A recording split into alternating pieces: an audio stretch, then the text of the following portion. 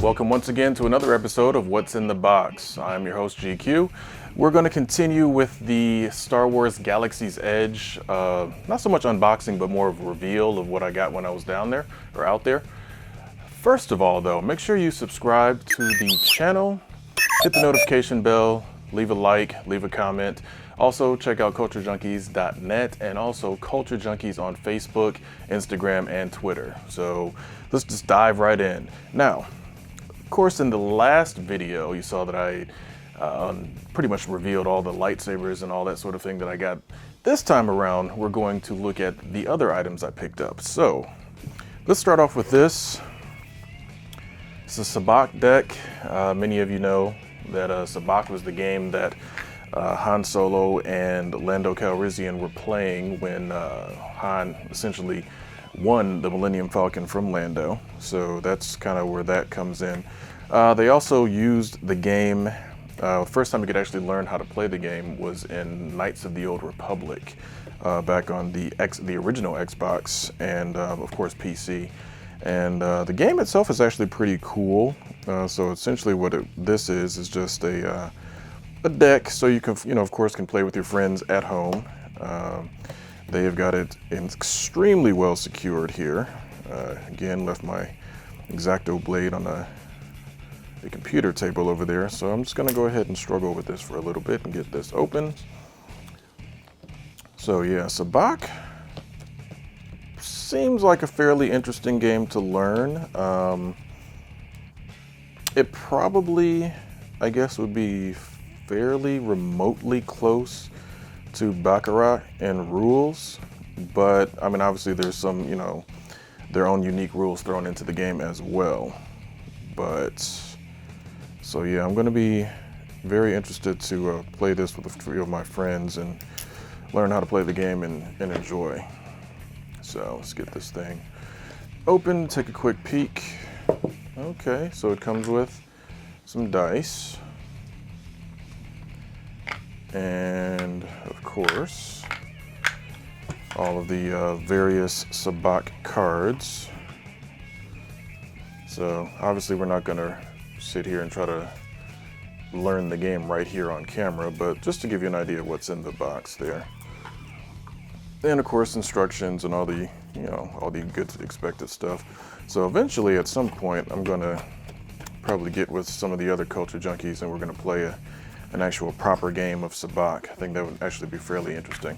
Might even film it, show you guys the ins and outs of the game.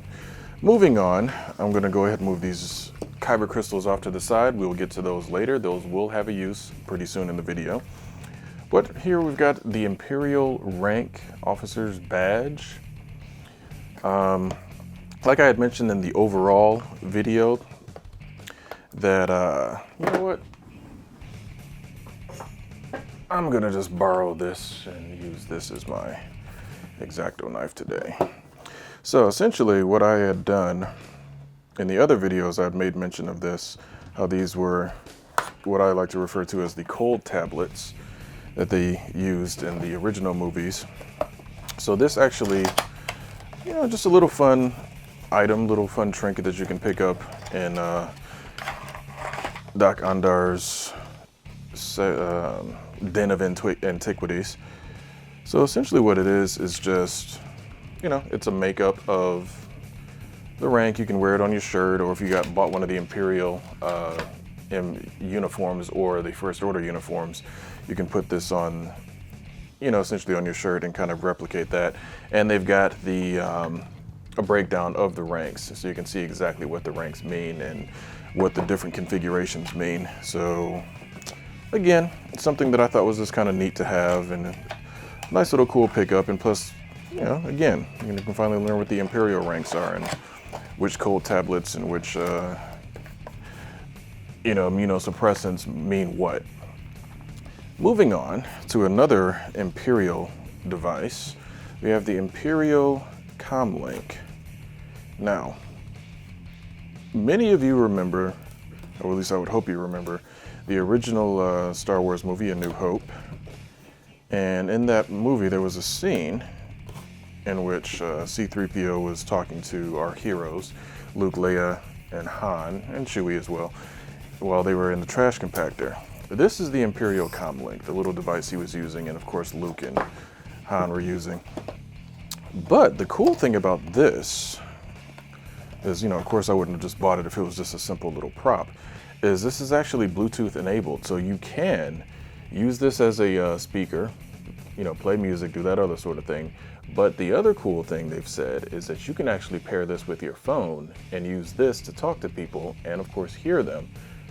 I'm going to give that a try one of these days. I think that's just really cool.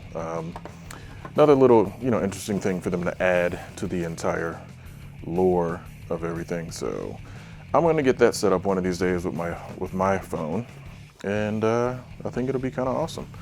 So we'll get around to that at some point in the future.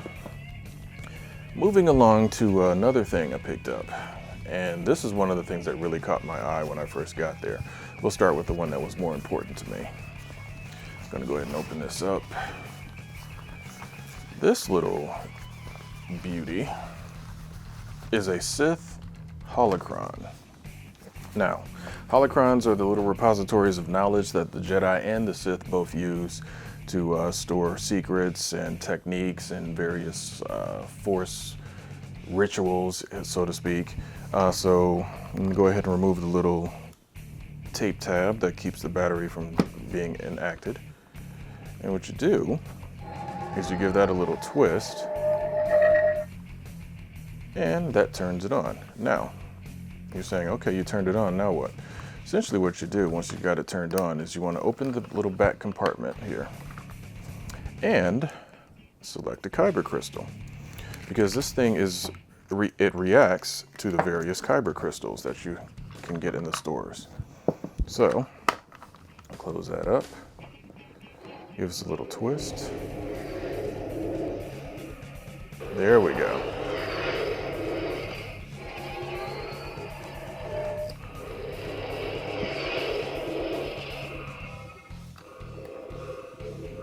I doubt that you comprehend the power that is within your grasp. The dark side fights without mercy, without remorse. If you want to be victorious, you need to find the same strength inside you. You were given your gift for one reason, to use it. So, as you can hear, it's one of my favorite characters, Darth Maul. So I'm going to go ahead and turn this off. Now, we're going to see what happens when you take a Sith Holocron and use a blue kyber crystal. Because obviously blue is usually more tied into the Jedi and all that other sort of good thing. So I'm going to put that in. Close, activate.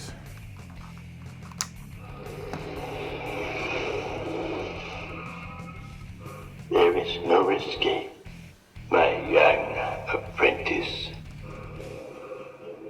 So essentially, we've conjured Palpatine, because Palpatine is so dark side, he just breaks through the good side in this Jedi, or normal Jedi, kyber crystal.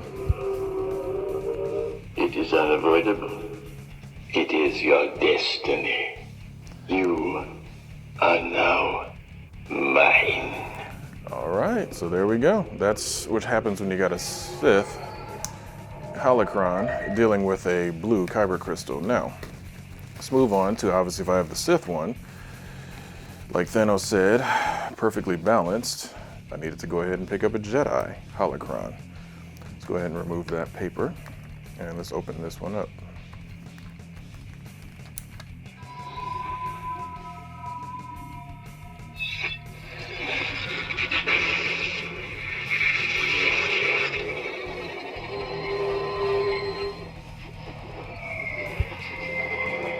Alright, let's go ahead and bring this down and let's find out where, because this one's a little bit different looking, of course, as you can see.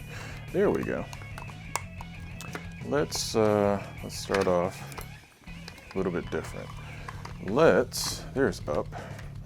Let's go ahead and corrupt this one right away. We're going to put a red kyber crystal in there and see what we get.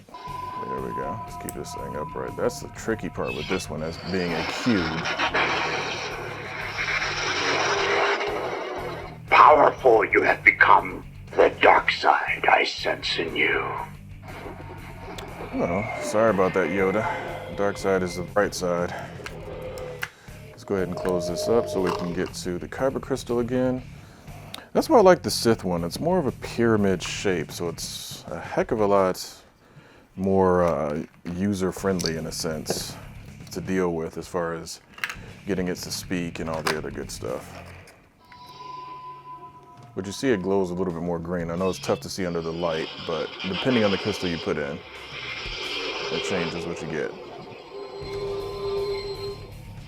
Remember, concentrate on the moment. Feel, don't think. Use your instincts. All right, Qui-Gon. Moving along, we've got, of course, the Sprite and Coke bottles that you get.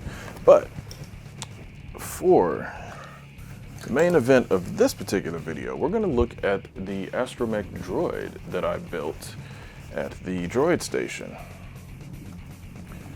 Now, probably pretty easy to understand which type that I built and what you're going to be seeing coming out of this bag.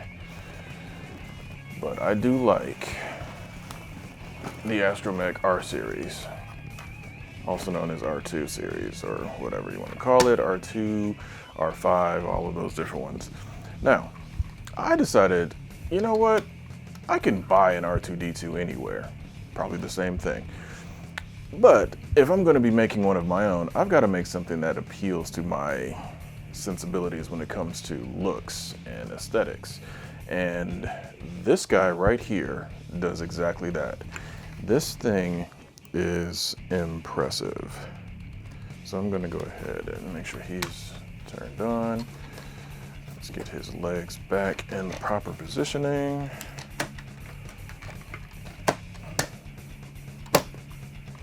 And let's get his remote out. Cool thing about these, I mean, they have a lot of different colors that you can use, a lot of different combinations, a lot of different configurations, and things that you can do. All right, let me make sure I've got him properly turned on. All right, let's see what we got here. Very good. His head moves, his dome moves. You can make him spin left and right, of course, forward and back. So, now these are really cool. They're only $100 to build. Now you can also make a BB-8 style droid. I personally don't need one because I have the hero size BB-8 sitting underneath one of the glass tables over there. And I actually don't need another BB droid. I've always kind of liked the R2 style droid. Now, in addition to that, he's got all of these different personality chips. So you hear he doesn't necessarily sound like R2-D2. That's because, of course, with him being a Sith Imperial droid, I put a Sith personality chip inside of him. Not changing it anytime soon either. But you can buy additional personality chips. They change the sound, they change their quote-unquote personality, because when you walk around the park, another added bonus is if you have the little backpack, like I've got here, which is extra, but whatever, if you're gonna do it big. You can actually open that flap, put him inside, his head will peek through, and as you walk past certain things, he will react to them in the park, as well as, now granted he's an Imperial droid, so when I walked past Kylo Ren in the park, no real reaction because he has his, hey, we're on the same team. But when I walked past like Rey and some of the other people, he kind of had like a little bit of a reaction. So again, if you had an R2 unit, R2-D2 style unit, you know, with that particular personality, or one of the Rebel Alliance or even the Resistance, they would all react negatively towards Kylo Ren, Stormtroopers, and the like, and of course positively towards Rey and Chewbacca and those different characters. So very cool thing, the way they do that there. I picked up a bunch of the extra parts for him, so if I want to change his side plates here or his front plates, I've got, of course, gray, and if I want to make him stealth, I've got all black. And also blasters, which you can add to him, and that also, it does lights and sound. We've got the R2 tool set, which we all know, with the buzzsaw and the pinchers and all that sort of thing. And of course, lights and sounds for the jet blaster attachment. So that's been what's in the box on this very, very packed episode of What's in the Box. Of course, again, I'm your host, GQ. Make sure you like, subscribe, leave a notification. Like, subscribe, hit the notification bell. Make sure you are tuning in to everything that we're putting out. Leave some comments down there. Let me know what you like, what things that you would pick up at Savi's workshop. Well, excuse me, at Doc Ondar's Den of Antiquities, as well as what type of lightsaber would you build at Savi's workshop. So again, I'm GQ. I will see you guys next time.